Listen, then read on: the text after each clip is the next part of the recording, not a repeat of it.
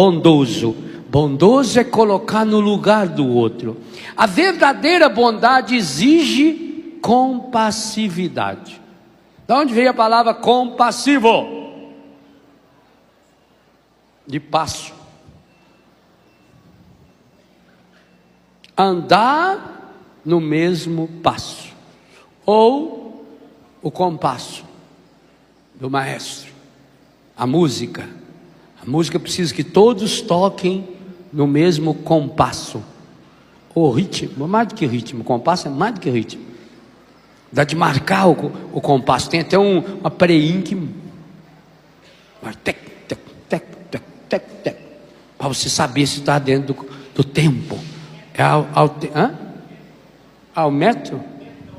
Metrônomo, que mede o compasso. Não é que mede os metros. É metrônomo, que mede o compasso. Tem aí.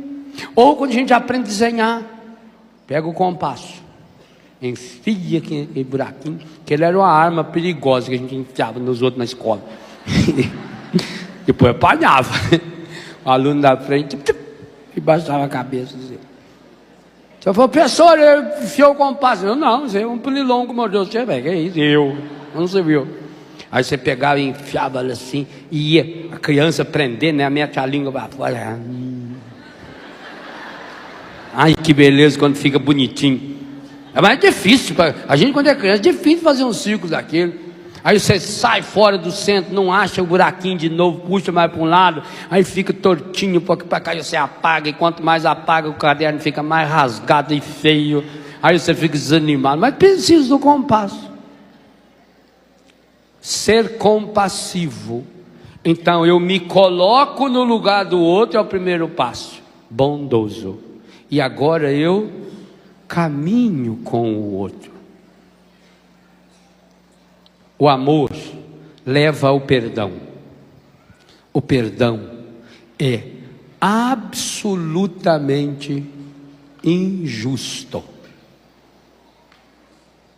Quem pensar na ideia de justiça e querer associá-la a perdão, não vai perdoar nunca. Porque o justo é a vingança. Não é? Deus quer que a gente seja bom, mas não seja bobo. Então a pessoa vai lá, fala, critica, faz isso. E eu agora vou rezar por ela aqui, jacaré. Depender de mim, eu enfio a mão na cara dela. Olha, estou com a alma lavada. Falei, mas falei tudo que eu tinha para falar. Desentupiu. Não desentupiu. A única água que lava, terceira palavra, única água que lava a alma é a água do perdão. Não tem outra. A vingança pode ser aparentemente justa. Talvez até de fato a vingança seja um anestésico naquela hora. De fato você se sente melhor na hora, mas é aquela história do barato que sai caro. Aliás, sai caríssimo, porque você vai ficar o resto da vida pagando. E pior, há casos em que você vai precisar de mais uma temporada no inferno, a eternidade toda para pagar. Sim, porque veja o que eu falei ontem e retomei rapidamente hoje de manhã. Se os traumas são 99% dos nossos pecados são causados pelos nossos traumas, depois que se estabeleceu o pecado, é pecado. E quem morre em pecado mortal desce depois da morte. Está lá na palavra, está no catecismo. Eu não tenho dúvida que tem muita gente que está no inferno por causa de traumas. Mas nem Deus pode perdoar uma pessoa se ela não decidisse perdoar. Por isso que eu fiz a reflexão da aceitação na primeira parte da manhã. Perdoai-vos mutuamente. Como? Por isso eu estou citando e voltando na questão da cruz de Jesus. Pois está aí. Como Deus vos perdoou em Cristo Jesus. O modelo de perdão está lá, e continuará lá para mim e para você, por toda a eternidade. Perdão é injusto. Justiça nessa hora é você fazer a pessoa repor as coisas, porque o senso de justiça diz isso. Se eu roubei o casaco desse menino, justo que eu devolva o casaco. Ótimo, se eu for adulto, não é? Se for realmente eu roubei, é dele. Ótimo, justiça. Mas o que adianta eu querer aplicar esse critério da justiça, por exemplo, ao meu pai? Papai já está no céu. Ou meu avô. Eu morei com meu avô e com a minha avó. Muitas vezes eles devem ter falado, eu não me lembro, graças a Deus, mas eles devem ter falado uma palavra que tem me machucado. E aí eu guardei essa porcaria lá dentro. Como é que eu vou agora dar o perdão para o meu avô? Você já está no céu. Como é que eu vou perdoar a minha avó? Já faleceu? Ou perdoar uma pessoa que nunca mais eu vi? 90% das pessoas com as quais você relaciona, você conheceu nos últimos 5 anos. Eu tenho colega de escola do primário que eu nunca vi na minha vida. Talvez até eles me veem hoje por causa da televisão, e a maior parte era católica, e com certeza muitos deles continuam fiéis aí à igreja, à Canção Nova, mas eu não sei quem é. Se eu ouvir, não sei. Desapareceu, a pessoa mudou. Então como é que eu vou atrás dessa pessoa? Gente, nós não podemos cair nessa imbecilidade. Tem gente que pensa, não, para perdoar, para você falar para a pessoa. A maior parte dos casos ele não consegue falar. Ou porque a pessoa já morreu, e é meio difícil você falar com o defunto. Aliás, é pecado mortal falar com o defunto. Você pode falar, conversar com ele no campo espiritual, para o bem que ele pode fazer, mas mais nada. Ele não tem como falar com você. Você pode falar com o defunto, ele não tem como falar. Está explícito isso aí no livro. Então a pessoa já morreu. Ou a pessoa viajou, foi embora. Quanta gente, quando a gente vai para esses outros países pregar, gente que está lá há 20, 30 anos, nunca mais voltou ao país. A gente foi embora. Como é que eu vou falar com essa pessoa? Vou sair procurando essa pessoa, feito uma besta nesse mundo, investigar a pessoa, e aí fica instigando e aumentando o trauma, e aumentando a raiva dentro de mim? Isso é uma bobagem, isso é uma imbecilidade. Não tem como. Ou tem pessoa que mesmo morando no apartamento do lado, a pessoa não tem a mesma fé que eu tenho, a pessoa não tem a mesma experiência que eu tenho, e a pessoa não me suporta e não quer ter relação nenhuma de amizade comigo. Aí o que eu vou fazer? Você vai perdoá-la. Mas ela não quer. Ótimo, aqui vem uma coisa espetacular, o segredo maravilhoso que Jesus revelou, que nos ensinou, e que aí o imperativo manda a gente copiar. O perdão não depende do outro. Porque o perdão, em primeiro lugar, é uma pomada para você. O perdão, em primeiro lugar, beneficia quem dá, e não tanto quem recebe. Mas isso não é injusto? Não, isso não é injusto, isso é santo. Sabe por quê? A ofensa que o outro fez é uma coisa, o efeito da ofensa do outro em mim é outra. E o que causou o trauma não foi a ofensa que o outro fez, mas foi o que eu deixei essa ofensa entrar aqui dentro, a machucadura que essa ofensa deixou no meu coração. Em primeiro lugar, o perdão cura a mim, cura o meu coração. Porque a pessoa nem sabe, talvez, que ela me magoou, ela nem sabe que ela me ofendeu, ela nem sabe que ela me machucou. Às vezes a gente machuca as pessoas, e as pessoas nos machucam inconscientemente. Nós não sabemos que machucamos a pessoa, e machucamos a pessoa. Ela nem sabe que tem que pedir perdão para você. Então, em primeiro lugar, o perdão é uma pomada, é um remédio para o coração de quem foi ofendido, para o coração de quem foi machucado. A ferida primeira que tem que ser curada pelo perdão é a sua. Isso não é egoísmo, não. Isso é o primeiro grande passo. Ninguém dá o que não tem. É para você em primeiro lugar. A pessoa não merece ser perdoado. Ótimo, perdoa. Porque você merece perdoar. Você não pode continuar com essa ferida interior. Alguns têm a ferida sangrando, gente. É uma chaga no coração. A pessoa não consegue perdoar, a pessoa não consegue amar. Por quê? Porque está lá aquela ferida. Aí não tem como perdoar, porque já morreu, não tem. Tem como perdoar. O perdão independe que a pessoa esteja viva ou morta. O perdão independe que a pessoa esteja perto ou longe. O perdão independe que a pessoa queira ou não queira. O perdão independe que a pessoa tenha pedido ou não tenha pedido desculpas e perdão para você. O perdão é um imperativo seu. É para você. Você tem que decidir. Aí tem uma palavra importante que eu estou usando aqui já várias vezes. O perdão precisa muito mais da vontade, inteligência, do que do desejo. Você tem que tomar essa decisão. Perdão é um ato da vontade inteligente, ou um ato da razão. Eu tomo a decisão. Vingança dentro do meu coração. O perdão é uma decisão.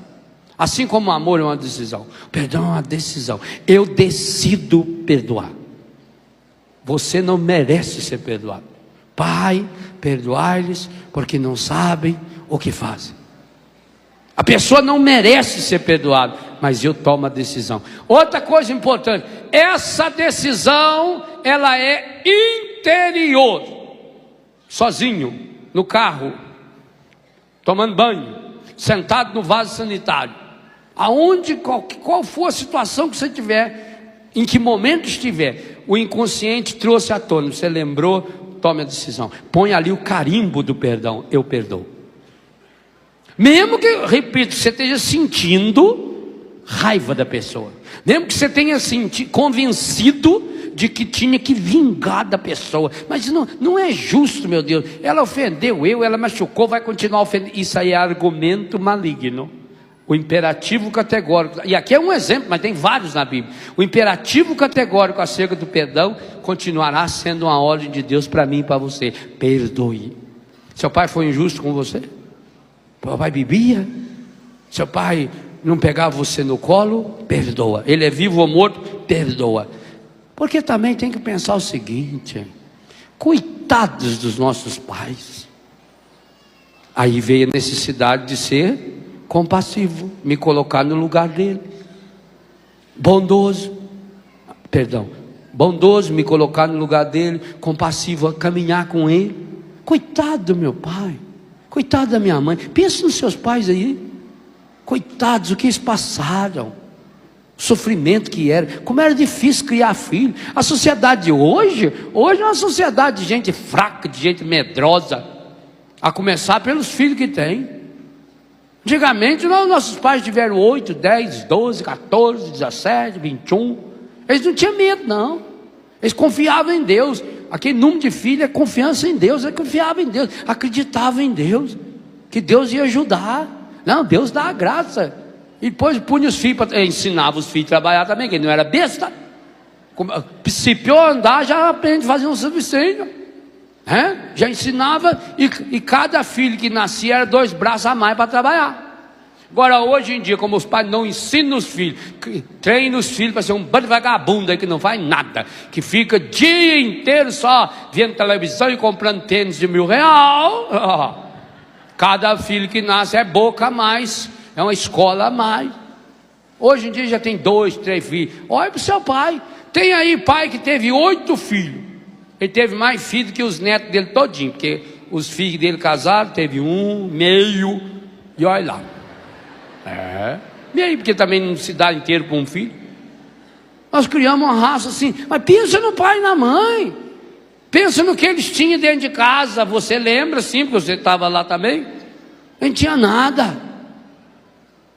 E lutava e deram conta, e ia atrás e dava um jeito, e vinha a criatividade do pai, da mãe, em cortar a roupa dos parentes que morreu para fazer roupa nova para a gente. Como era bom quando morria um tio. Vamos herdar umas roupinhas aí. Mas sabe aquele tio que morreu? É aquele que tem o pelitoche. Tomara que vim para nós, né? a mãe recortava, nós ia para festa, para missa. Podia estar um calorão danado, gente, de paletó. É novo? E põe aquele paletó de lã, 40 graus ali. Não, tá meio fresquinho, né? O tempo virou só para mostrar o paletó novo. Novo nada, era do tio falecido. Ah, como era bom. Então pensa, o seu pai e sua mãe sofreram muito. Eu vou dizer uma coisa para você, quando a pessoa vem conversar comigo, eu nunca consegui entender até hoje como é que alguém tem trauma do pai e da mãe. A não ser que tivesse sido um carrasco, que graças a Deus eu nunca conheci. Não entra. Para mim, a maior parte desses casos aí é frescura. É a pessoa que não tem o que fazer. Aí fica fuçando. Acha um serviço, mas vai trabalhar um pouco. Vai ajudar na PAI, vai ajudar no hospital, gasta sua vida numa coisa que presta. Você fica pensando muito em si mesmo, fica entortando dentro do seu coração. Isso é uma bobagem. Vou ter trauma do pai e da mãe, que lutaram tanto, fizeram o possível e o impossível. Quanto sua mãe sofreu na gravidez, no parto. Antigamente o parto era feito em casa, com parteira, não tinha recurso nenhum, nada, nem técnica, não tinha nada. Mulher tinha que ir lá, traz uma bacia d'água e fica molhando aquela toalha, enrola na boca dela, ela mordia, toalha. E o rapazinho não vem, às vezes ficava lá horas e horas, e a dor, e não vem, e além disso não podia nem reclamar, porque as mães não reclamavam, porque aquilo era alguma coisa sagrada, então do sagrado não se reclama. Ficava lá com aquele quarto fechado, fechava a porta, fechava a janela, fechava tudo. Os bois, eles levavam tudo para o curral, lá para outro, não sei aonde, os cachorros, os gatos e os filhos, né? Os menores, porque senão a gente ficava na porta ali. O que é, mas o que está acontecendo, pai? Pai? A mãe está morrendo, pai? O que tem? Não. Então, para evitar tudo isso, já levava a gente seus 15 quilômetros de distância, né? Todo aquele sofrimento, não tinha nem remédio, gente, era tudo caseiro. Agora você vai ficar reclamando da sua mãe. Ababa o meio dos quintos, o que é isso? Não admito isso não. Isso aí não é trauma não. Isso é mais pecado do que trauma. Perdeu-se a dimensão do sagrado, honrar pai e mãe. Eu tenho que honrar aquilo que meu pai e minha mãe foram também. Claro que alguns tiveram, mas aí pode observar, era pai e mãe desequilibrado. Então nós tivemos muitos, eu não tive, graças a Deus, mas muitos de vocês tiveram um pai desequilibrado, uma mãe desequilibrada. Era uma doença, eles também não sabiam disso, eles não conheciam nada disso, nem Ministério de Cura Interior não existia para ajudá-los, não tinha. Graças a Deus, isso é uma coisa que vem, os últimos anos que a gente vem aprendendo, desenvolvendo, e estamos estudando ainda, trabalhando em cima disso. Nós também não sabemos todas as consequências disso. Então, quando eu me torno bondoso, eu me coloco no lugar. Quando eu compassivo, eu tento andar ao passo do que andou papai e mamãe, ou as pessoas que me ofenderam. Mesmo também, vocês que são casados. Sabe por que seu marido tem aquele temperamento, ou sua mulher tem aquilo? É trauma da infância, trauma da barriga da mãe. Precisa mais de oração do que qualquer outra coisa. E você pode ajudar essa pessoa pela sua oração, mas também por uma palavra de incentivo, uma palavra que vire o disco da pessoa, que leve a pessoa a pensar diferente. Por isso que eu não acho que pai e mãe deveriam criticar filho. Eu não aceito que marido critique mulher, que mulher critique o marido. Eu estou me convencendo de uma coisa, pensa o que você quiser. Eu estou me convencendo de uma coisa: quem ama não critica. Deixa que a sociedade critica. Aliás, você já conheceu algum crítico de qualquer área que tivesse produzido qualquer coisa que prestasse? Acho um crítico literário que tem escrito um livro. Ele sabe criticar o livro que o outro escreveu, mas não sabe escrever livro. É a mesma coisa que a pessoa, o crítico de música. Ache um crítico de música que escreve resenhas sobre CD, discos e tal, nas revistas, nos jornais. Você olha o nome dele lá. Mas esse jeito nunca gravou um disco. Se não grava disco, por que vai criticar a música do outro? Quem faz não critica, só critica quem faz mal. Aí fica com inveja do outro. Você vendeu tantos mil já e eu não vendi. Sei como é que vocês gostam que a música, a minha é mais bonita. A sua é tão bonita que ninguém aguenta ouvir. Para de cantar, você não tem talento nenhum para a música, não. Você é um fracasso. Pronto, conforme-se. Acha um crítico de cinema, nunca fez filme, nunca participou nem como ator, nem como diretor, nem como faxineiro da filmagem. Não tem talento para nada. Também tem uma cara. Tem um no Brasil mesmo que tem uma cara que Deus o livre, pôs no cinema. Ele servia bem para substituir o Zé do Caixão. Não, esse espírito de crítica não é de Deus, não. Marido não tem que criticar a esposa. Deixa o mundo criticar. Esposa não tem que criticar seu marido para nada, em nada. Aí é uma crítica construtiva. O que é crítica construtiva? Crítica construtiva é apelido de ofensa disfarçada. Crítica não existe discutir, construtiva, não. Crítica é crítica. E se é crítica, é crítico, não serve a nada. Deixa o mundo criticar você. Ô pai e mãe, não critique o seu filho. Porque quando você critica a criança, você está criando um trauma dentro da criança. Sabe por quê? Lembra do que eu falei ontem da música para o inconsciente? O segundo elemento que mais leva algo do consciente para o inconsciente é a proximidade afetiva que a gente tem com quem fala. Se um professor me fala alguma coisa, tem um peso. Se um estranho me fala uma coisa, tem peso. Mas se é minha mãe que fala, se é meu pai que fala, associou ao amor que eu tenho. A figura do pai e da mãe, do marido, da mulher, do irmão, é uma figura muito afetiva dentro de nós. Mesmo quem não tem raiva, ou quem tem raiva do irmão, não tem problema. A afetividade está lá. Aquilo entra lá no inconsciente, na hora, e fechou. Não critica. Seu filho jogou bola e o jogo não foi bom, não critica. Não fala para ele, você não presta. E pior é quando a crítica associa o fato feito à pessoa. Você não sabe fazer nada, só porque a menina fez lá um servicinho errado. Veja se tem alguma coisa boa para elogiar.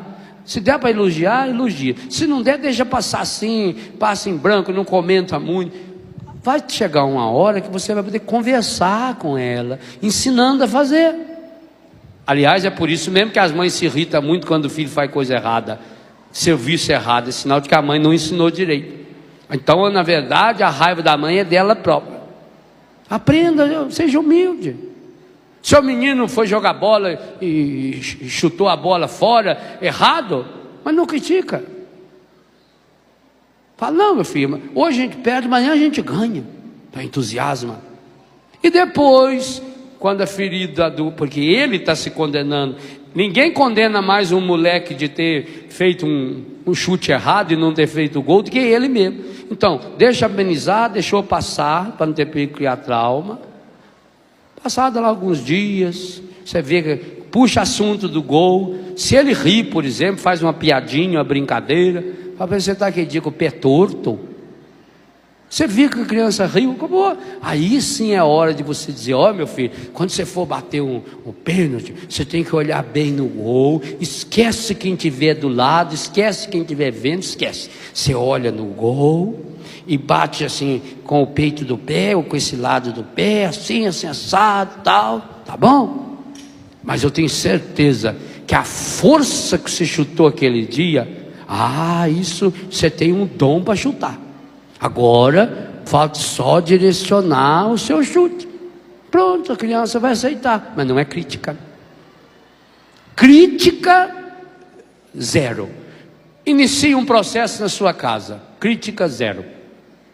Não deixa ninguém criticar. Você não critica. Você não, também pais, não critica os seus filhos, pai. Pai. Você não sabe a importância que você tem para o seu filho? Se você sabe, então, sua palavra tem peso. Pai e mãe não devem criticar filho. Não deve deixar que critique também. Meu pai falava isso. Como é que vem alguém dentro da minha casa? Ele não aceitava. alguém vem na casa dele reclamar do filho dele. Isso é um desrespeito? E ele de fato é. A crítica não leva ninguém. Jesus não criticou nem aqueles que estavam matando-o. Pai, perdoa-lhes, não sabem o que fazem. Foi a desculpa que Jesus deu. Parece até uma desculpa esfarrapada, mas foi a desculpa de Jesus para ensinar a gente: perdoai-vos uns mutuamente, assim como o Pai vos perdoou em Cristo.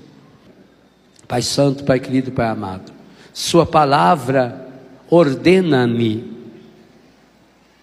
de modo imperativo que eu seja bondoso, compassivo e perdoe todos aqueles e todas aquelas e cada um daqueles, cada uma daquelas que me ofenderam, que me machucaram, que me prejudicaram, levando-me aos traumas de vida e de morte. Eu suplico ao Pai a força do Espírito Santo para vir ao encontro da minha fraqueza, ao encontro das minhas limitações nessa área. Pai Santo, é muito difícil perdoar. Muitas e muitas vezes, Pai, parece que perdoar é ser fraco, é aceitar a injustiça. Eu tenho muita dificuldade para perdoar, Pai, principalmente aquelas pessoas próximas a mim, que me ofenderam, me machucaram, meus pais, meus irmãos, meu marido, minha esposa, meus filhos. Para mim é muito difícil perdoar essas pessoas, porque eu até pensava, se fosse alguém estranho que fizesse isso, mas logo essa pessoa. Mas se fosse alguém estranho, de fato, não teria o mesmo peso. O que está machucando é pelo fato dessa pessoa ser próxima. O que machuca é de fato a intimidade com essa pessoa, principalmente a intimidade que se estabeleceu no inconsciente. Pai Santo, Pai querido, Pai amado, ajuda-me a perdoar, ensina-me a perdoar. Eu quero perdoar, eu tomei a decisão de perdoar. Ajuda-me a perdoar, ensina-me a perdoar. Vai imaginando a pessoa, principalmente aquelas que mais machucaram a sua alma. Eu preciso, eu necessito perdoar. Na verdade, eu nem quero perdoar. Eu sinto que a pessoa não merece meu perdão, mas a sua palavra não me oferece alternativa. Então eu decido. Declare o perdão. Aliás, fale com a voz, mede a voz. Tome a decisão de perdoar, fala: eu perdoo. Eu não estou ouvindo não. Isso, eu perdoo de todo o coração cada uma das pessoas que me ofenderam, cada pessoa que me machucou.